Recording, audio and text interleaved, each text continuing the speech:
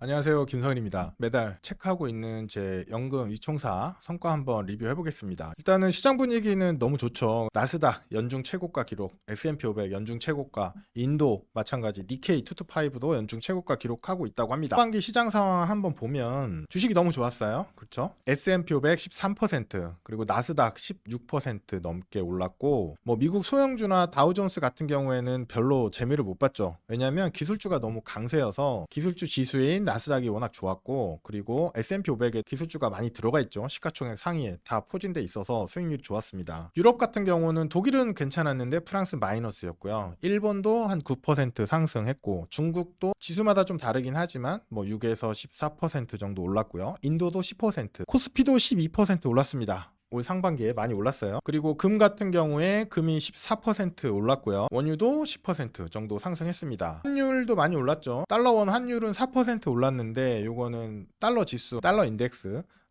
달러 인덱스는 선진국 통화 대비로 측정을 하는데 달러 자체가 강세란 얘기죠. 올 상반기 동안에도 2.5% 올랐다는 거. 거기에다가 우리나라 원이 좀 약했다. 그래서 1.5% 추가된 4%나 달러원 환율이 상승했다. 라는 거고, 국채는 안 좋았죠. 미국 국채는 한 1.8% 떨어졌고, 우리나라는 2%, 우리나라 국채는 좀 올랐고, 이륙이하나는 제가 영상을 한번 찍어서 올렸었잖아요. 일본 증시에 상장되어 있는 미국 국채에 투자하는 이륙이하나라는 ETF인데, 이게 생각보다 되게 많은 분들이 하셔서 제가 영상을 찍었었는데, 이거는 미국 국채인데 하락폭이 더 큰 이유가 뭐냐면 엔화 환율이 떨어져서, 그만큼 반영이 돼서 더 큰 하락폭을 보였다 라고 볼 수 있고, 제 연금 계좌들은 상반기에 11% 정도 수익이 났습니다. 6개월 동안. 구체적으로 리뷰를 해보면 요게 6월 달이죠. 6월 달 성과를 보면 연금 저축이 2.6% 올랐고, 수익금이 429만 원 정도 됐고, 퇴직연금 IRP가 3.18% 올랐습니다. 요 계좌들은 자문을 받고 운용을 하고 있는 계좌들이죠. 그래서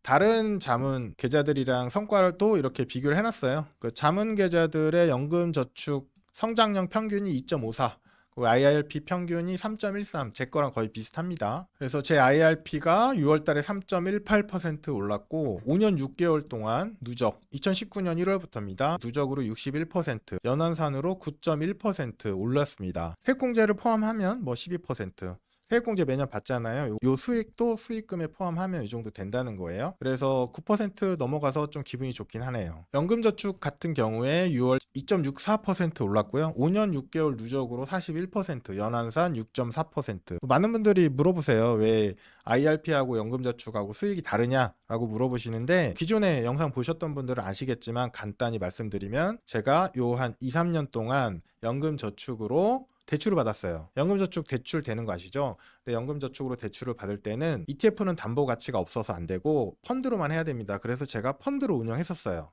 펀드로 운영하면서 성과가 많이 달라졌어요. 왜냐하면 이제 펀드로 하면서 제가 좀 더 공격적으로 하기도 했고, 그게 하나의 패착이었고, 두 번째는 펀드 자체에 한계가 너무 많았어요. 제가 대출이 좀 필요했기 때문에 대출을 받은 거라서 그런 부분들을 이제 몸소 경험해 보니까, 이 펀드 포트폴리오는 진짜 좀 아니구나라는 생각이 좀 더 많이 들었고요. 연금저축 펀드 같은 경우에는 투자 규모가 있기 때문에 실현 손익이 꽤 차이가 나요. 2022년에 4천만 원 손실 났어요. 이걸 보면 그렇게 손실 났는데 어떻게 계속 할 수 있었냐라고 얘기할 수도 있는데, 장기적으로 꾸준히 하면 금액이 점점 커지기 때문에 손실금도 크지만 수익금도 커지죠. 누적으로는 3,600만 원 정도 실현 손익이 났고, 이 금액 자체는 중요하진 않아요. 중요한 건 수익률이죠, 수익률. 그래서 IRP는 9%대, 연금저축은 6%대 연환산 수익이 났다.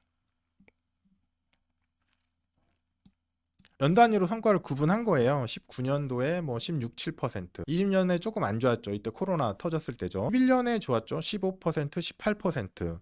그리고 22년에 IRP는 16% 빠졌는데 연금저축이 27%나 빠졌어요. 말씀드렸죠? 펀드 때문이라고. 그리고 IRP는 작년에 15% 수익 났는데 연금저축은 21% 났어요. 왜?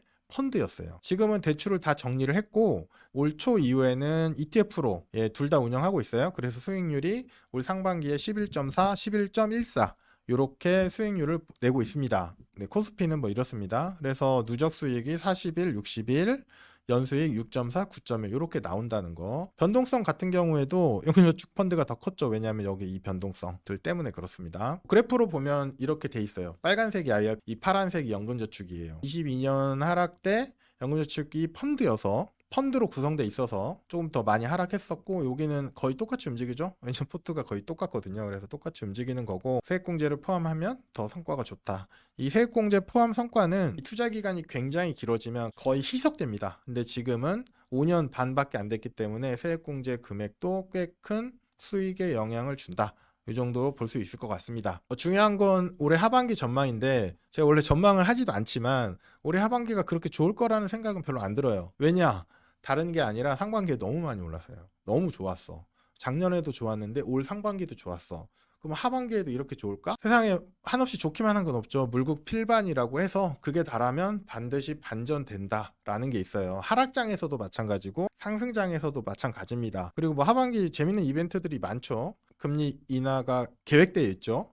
뭐 몇 번 할지 모르겠지만 사실은 올 초부터 할 거라고 작년에 많은 분들이 얘기를 했지만 상반기에는 금리 인하가 없었고 하반기에는 뭐 있겠죠? 있을 것 같아요. 없으면 내년에 하겠죠. 저 뭐 크게 구애되진 않습니다. 어쨌거나 여러 가지 이벤트들이 시장에 분명히 어떤 충격을 줄 거예요. 충격을 줄 텐데 그때 이 포트가 안전할까 괜찮을까에 대해서 저는 뭐 신뢰하고 있기 때문에 괜찮습니다.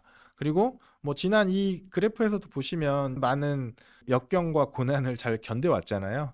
코로나 때도 잘 지나왔고 2022년도 그때는 죽을 맛이었지만 또 지나서 다 회복했고, 그래서 뭐 하반기에 무슨 일이 터지더라도 전 크게 걱정하진 않습니다. 네, 그리고 많은 분들이 또 위기론을 얘기하시는 분들도 있고 이제 대세 상승이다로 얘기하시는 분들도 있는데 전 모르겠다.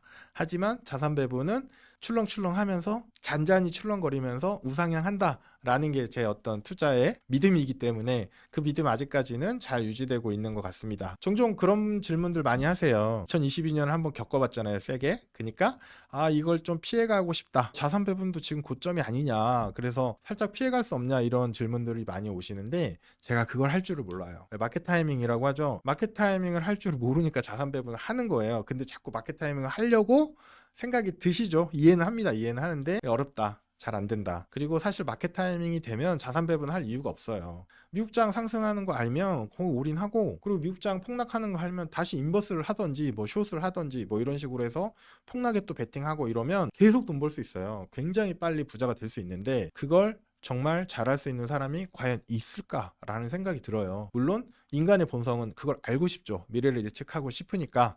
근데 그 욕망을 이용해서 돈 버는 사람들은 있는데 실제로 그걸 잘 맞춰서 큰 돈을 벌었다는 사람은 저는 아직 잘 모르겠습니다. 네, 그래서 저의 자산 배분 전략은 여전히 유효하고 큰 변화 없이 하반기도 쭉 이어갈 계획입니다. 감사합니다.